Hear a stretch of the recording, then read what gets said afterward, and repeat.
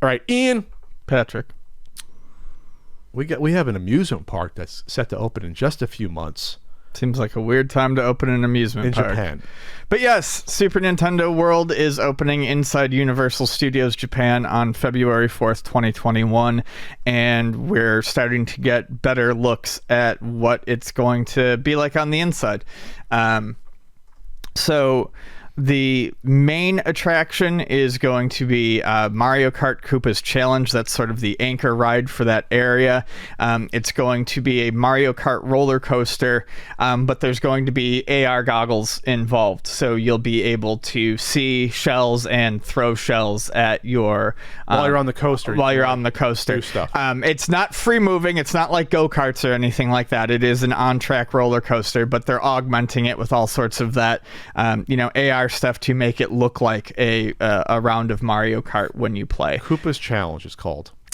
Which, I don't know, seems very interesting. I'm just seeing some of the pictures of the park itself and the building that the Mario Kart is housed in. It looks really cool. It's got a huge statue of Bowser. Nintendo doesn't want you, like, on the go-kart track crashing into each other, really throwing weapons at each other. Nintendo wasn't going to allow that. No. This isn't a little crappy little place like Boomers down the road where you hit into each other. Nintendo is a little more professional than that. They're going to control your experience. And then there is Yoshi's Adventure, which is looks like, any sort of like dark ride that you would find at Disneyland or a place like that. Your carts look like Yoshi, and it takes you around on an adventure with Captain Toad to find 3 mysterious eggs. Oh, that's adorable. I don't know if this one also uses AR or not. I would not be surprised if it does. In the promo pic, the people are just in the ride. People are just in the ride. They're basically riding Yoshi. Like, it looks like a parent and a kid. Get a spectacular view of the Mushroom Kingdom from Mount Beanpole while having fun on this ride that's perfect for the whole family. So, entrance to this area of the park is 70. It looks like it's about 70 US bucks. Roughly. It's 7,000 yen. So depending on how the yen is doing that day, we can just say 70. There is an additional purchase price you can pay. You can pay an additional 3,000 yen to get the power-up band. And the power-up band is a wrist you wear that keeps track of things like collecting coins throughout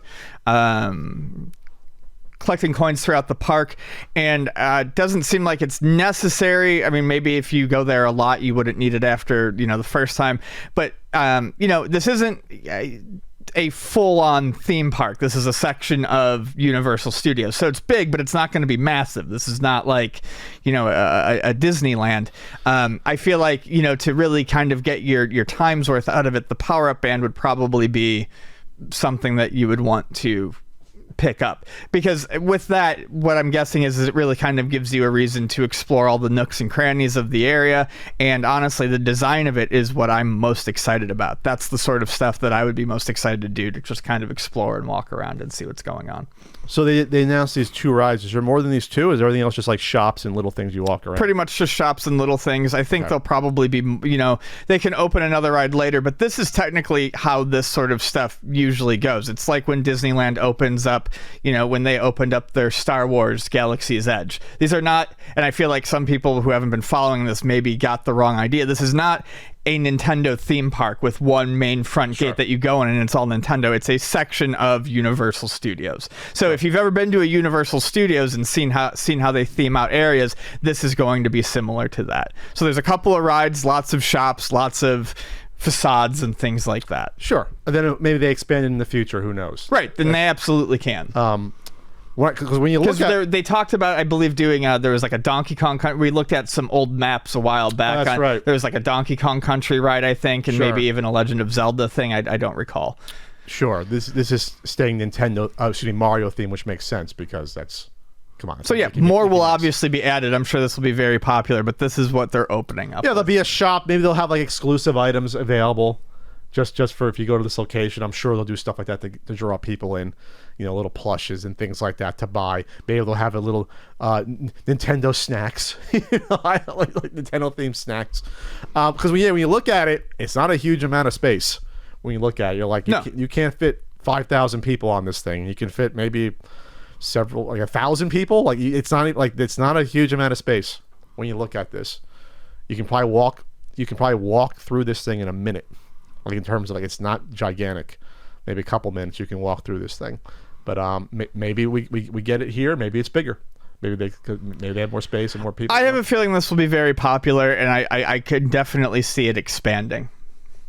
For sure. But I mean, when they open it up, Oh, yeah. our local one, it'll be bigger probably. I would imagine they could do that.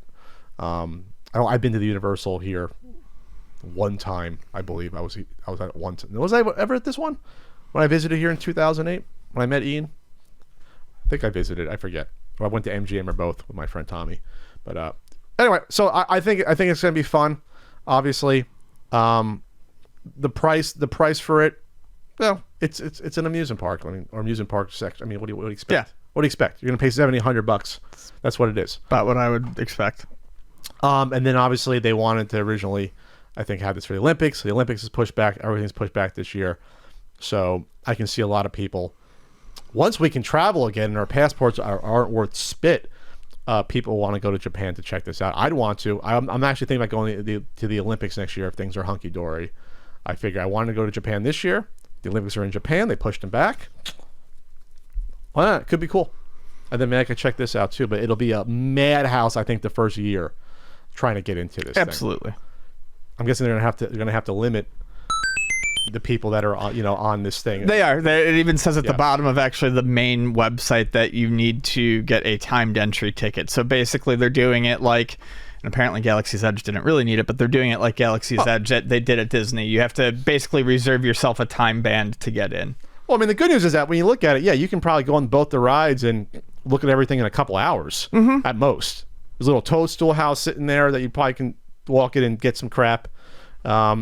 There's not. I mean, it's not. The footprint's not huge. They said it's multi-level, so I'm sure there's lots of up and down you can do walking, to see stuff. There's definitely I would assume a few hours worth of entertainment in there. But yeah, you could absolutely do it all in one day. Absolutely.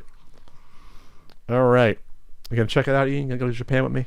Japan. Probably not with you, but I do plan on going at some point. So that's all right. I'll find someone to go with me in Japan. You don't want to do the CU podcast Japanese tour? We can take it all around there. No, take the world by storm.